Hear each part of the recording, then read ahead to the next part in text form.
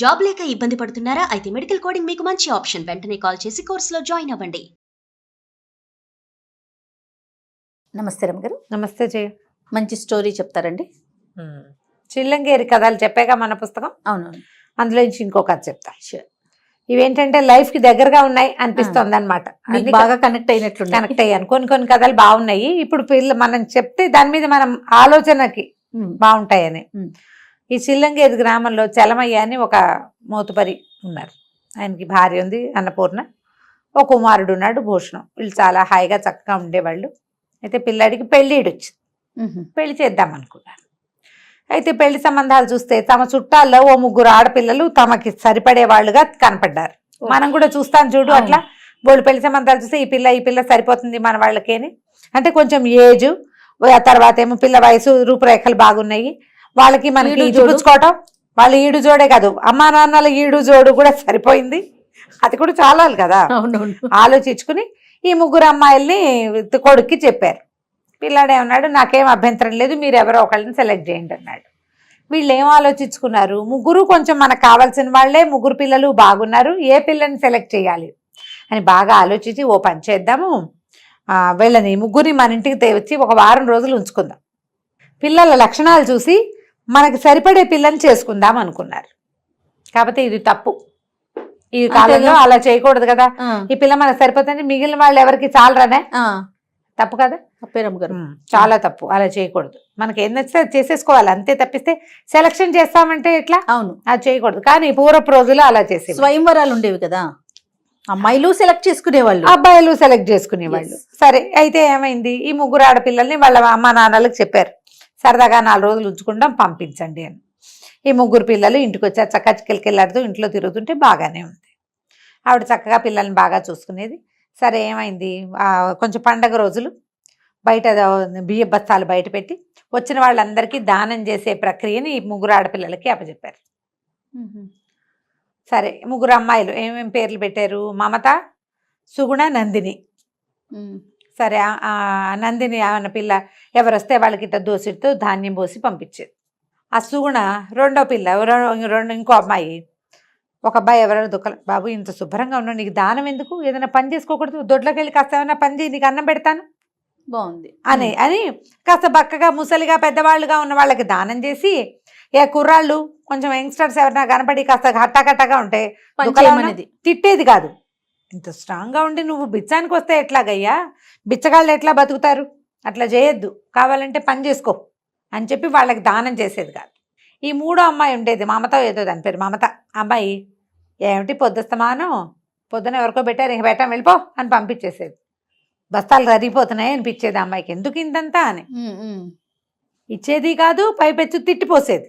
పొద్దున్నే తయారయ్యారు, మంద ఎన్నిసార్లు వేస్తాం, ఎంతమందికైనా వేస్తాం, పోపోండి అని చూస్తున్నారు. వీళ్ళు 3 అమ్మాయిలు 3 రకాలుగా ఉన్నారు. ఇంతలో ఏమైందట, వాళ్ళ దగ్గర అందరు 4 కూర్చుని అన్నాలు తింటుంటే భోజనాలు చేసి సాయంకాలం కబుర్లు చెప్పుకుంటూ చర్చ ఏదో వచ్చింది.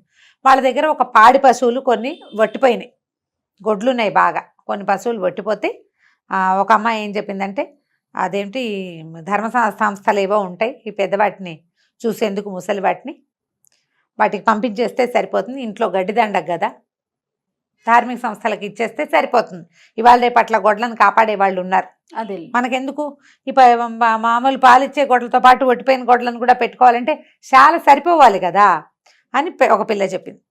ఆ నందిని అన్న పిల్ల. ఆ మమత అన్న పిల్ల ఏమందంటే, ఒట్టిపోయిన గొడ్లు ఉంచుకోవటం ఎందుకు, వాళ్ళకి మాత్రం ఎందుకు, కబేళ్ళాగా తోలేస్తే సరిపోతుంది, అందరూ చేసేదే అది. ఒట్టిపోయిన గొడ్లు మనకు ఉపయోగించవు, వాటిని ఎందుకు ఉంచుకోవటం అనవసరంగా, మళ్ళీ అక్కడెక్కడికో పంపించాలంటే అది కూడా టైం దండగా, డబ్బులు దండగా, వేస్ట్గా. 3వ పిల్ల సుగుణ అన్న పిల్ల మాత్రం, అమ్మాయి ఏమందంటే, అదేంటి ఒట్టిపోతే మాత్రం ఇంతకాలం అవి సేవ చేయటం వల్లే కదా మనకు పాలు నీళ్లు, ఎన్ని పాలు పెరుగు ఇన్ని వచ్చినాయి, ఏముంది గొడ్డు వట్టిపోతే గడ్డి తింటుంది, కనీసం పేడైనా వేస్తుంది, అదైనా పెంట పొక్కి యూజ్ అవుతుంది, ముసలైపోయాక వదిలేస్తామా, కావాలంటే ఇంకో చిన్న చాలేసి పెద్ద వాటిని మాత్రం ఆ శాలలో వేస్తే సరిపోతుంది, ఉన్న శాల చాలకపోతే ఇంకో శాల వేసుకోవాలి. జీవితకాలం అంతా అవి చిన్నప్పటి నుంచి వాటి పాలతోటే మనం బతికి అలా వదిలేస్తే ఎట్లా. సరే, వీళ్ళు ఏమనుకున్నారు, బాగా ఆలోచించుకుని ఈ సుగుణకే ఎవరికి దానం చేయాలి ఎవరికి దానం చేయకూడదో తెలుసు. ఆలోచించుకున్నారు. ఇంతలో ఈ పిల్లల అమ్మా నాన్నలు వచ్చారు, వారం అయిపోయింది అని తీసుకెళ్ళటానికి వెళ్తుంటే సరే తండ్రులు వచ్చి ఆడపిల్లల్ని తీసుకుపోతున్నారు. వీళ్ళు ఆలోచించుకుని చెప్తామన్నారు. ఇంతలో ఏమైంది, ఆ సుగుణ వాళ్ళ నాన్నకి ఏం చెప్పిందంటే, నాన్న అత్తయ్యకి కొంచెం ఒళ్ళు వెచ్చగా ఉంది నిన్నటి నుంచే, పాపం ఏమీ పని చేయలేకపోతుంది, వెళ్ళిపోవటం ఎందుకు, వాళ్ళు వెళ్తే వెళ్ళారులే, 4 రోజులు ఉండి ఆవిడ కొంచెం లేచాక, వారం నుంచి వండి పెట్టింది, ఆవిడ కొంచెం లేచాక బయలుదేరదానిలే నాన్న, అంతగా కావాలంటే నువ్వు వెళ్ళిపో, నేను వారం ఉండి వచ్చే వారం నువ్వు వచ్చి నన్ను తీసుకెళ్దు కానీ అని ఇంకొక 5 రోజులు ఉండి ఈ అత్తయ్య కోలుకునేదాకా, అన్నపూర్ణమ్మ కోలుకునేదాకా సేవ చేసింది. గొడ్డు గోదా వ్యవహారం, పాలేళ్ళకి అన్నాలు పెట్టడం, పల్లెటూళ్ళల్లో బోల్డ్ పని చేయడానికి పని వాళ్ళు ఉన్నా పైన చూసుకునేందుకు పెద్దవాళ్ళు ఖచ్చితంగా ఉండాలి. ఆవిడ చేయవలసిన పని అంతా చేసి ఆవిడ కొంచెం ఆరోగ్యం చిక్కాక అప్పుడు బయలుదేరి వాళ్ళ నాన్న వస్తే వీళ్ళు ఆలోచించుకున్నారు. భూషణం ఏం చెప్పాడంటే, నాన్న నేను ఈ సుగుణనే చేసుకుంటాను, ఎందుకంటే ఈ అమ్మాయికి వీళ్ళకి దానం చేయొచ్చు, వీళ్ళకి దానం చేయకూడదు తెలుసు అనే అవగాహన ఉంది. ఒట్టిపోయిన గుడ్డైనా రేపొద్దున వాటిని పంపించేసేద్దాము, బయటకు తోసేద్దాం అనలేదు. ధార్మిక సంస్థకి వద్దంటోంది, కవేలాకి వద్దంటోంది, కాబట్టి ఇది కొంచెం మంచిదే. తర్వాత ఎవరి దారిని వాళ్ళు వెళ్ళిపోతుంటే ఒంట్లో బాగుండలేదని వారం రోజులు, అమ్మకు బాగాలేదని వారం రోజులు మన ఇంట్లో ఉండి పనిచేసింది, పిల్ల బుద్ధిమంతురాలుగా ఉంది, నాకు ఇలాంటి పిల్ల కావాలన్నాడు.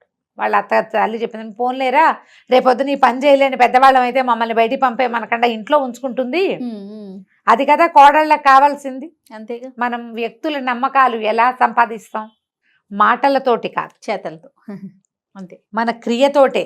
అంతకుముందు అమ్మాయి ఒట్టిగా మాట్లాడింది, క్రియ చివరికి కనిపించింది. క్రియతోటే మనం ఎవరినైనా గెలుచుకోగలుగుతాం. ఇలాంటి కథలు అప్పుడప్పుడు వినండి. ఇవేంటంటే నిజంగా మీ లైఫ్లో మార్పు వస్తుందని అనుకోవద్దు. చివరికి అబ్బాయి సుగుణని పెళ్లి చేసుకున్నాడు.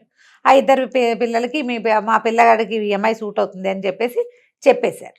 ఇలా ఆడపిల్లల్ని సెలెక్ట్ చేయమని చెప్పట్లేదు, ఈ కథ అందుకు కాదు చెప్పింది. ప్రధానమైనది ఏంటంటే మన ప్రవర్తన మిగిలిన వాళ్ళల్లో ఒక పాజిటివ్ వైబ్ని కలిగించాలి. మొన్న ఈ మధ్య ఎవరో పెట్టారు మెసేజ్ నాకు, పెళ్ళై ఎక్కువ కాలం ఏం అవ్వలేదు అమ్మాయికి, ఒకళ్ళు నాతో మాట్లాడారు. వాళ్ళ ఇంట్లో అంతా ఆడబడుచు పెత్తనం, నాకు సరదాలు ఉంటాయి, నాకు ఉద్దేశాలు ఉంటాయి, నేనేం చేయాలన్నా ఎంతసేపు మా ఆడబడుచుని అడగాల్సి వస్తుంది అని. ఈ పెళ్ళై సంవత్సరం కూడా కానీ చిన్న పిల్లకి అత్తవారింట్లో అన్నీ ఇవి నాకే కావాలన్న ధోరణే ఉండకూడదు అనిపిస్తుంది నాకు. చిన్నపిల్లవు కదా, పెద్దవాళ్ళు చెప్పినట్టు చేస్తే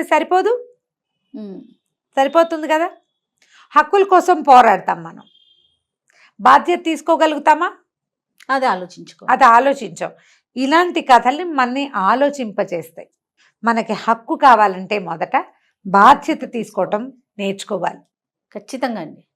ఇప్పుడు ఈ కథలో సుగుణ పని చేసుకోలేవా అని చెప్పి కేకలేసింది, పని తాను ఇస్తానని చెప్పింది. వెనక్కి దొడ్లోకి వెళ్ళి పని చేసి పెట్టు, గొడ్ల దగ్గర బాగు చేయి, నీకు అన్నం పెడతాను కదా. ఇప్పుడు నువ్వు ఎప్పుడు కేకలేయగలవు, నువ్వు ఏదైనా పని చూపించగలిగినప్పుడు. పని చేసుకుని బతకచ్చు కదంటే ఎవడిస్తాడు పని, నువ్వు ఇస్తావా అంటారు వాళ్ళు. ఇస్తానని చెప్పగలగాలిగా. బాధ్యత తీసుకోవాలి మొదట, అప్పుడు హక్కు ఆటోమేటిక్గా వస్తుంది. కరెక్ట్ అండి. కొన్ని చోట్ల బాధ్యతగా ఉన్నా కూడా హక్కులు ఇవ్వని ప్రపంచం ఒకటి ఉంటారు అలాంటి వాళ్ళు కూడా. అలాగని మనం బాధ్యత తీసుకోవటం మానేయకూడదు. వీళ్ళు ఎలాగో ఇవ్వరు కాబట్టి నేనేం చేయనని మానేయకూడదు. బాధ్యతగా ప్రవర్తించడం వల్ల కనీసం మీకు మీరైనా జవాబుదారీగా ఉంటారు. వాడెవరికో జవాబుదారీతనం వద్దు మనకైనా కాదు కదా, నా వరకు నేను కరెక్ట్గా ఉన్నాను అని అనుకోవాలి అంటే ఇలాంటి కథలు విని మీ గురించి మీరు పునరాలోచన చేయండి. తప్పకుండా. అది కంచికి మనం ఇంటికి. నమస్తే.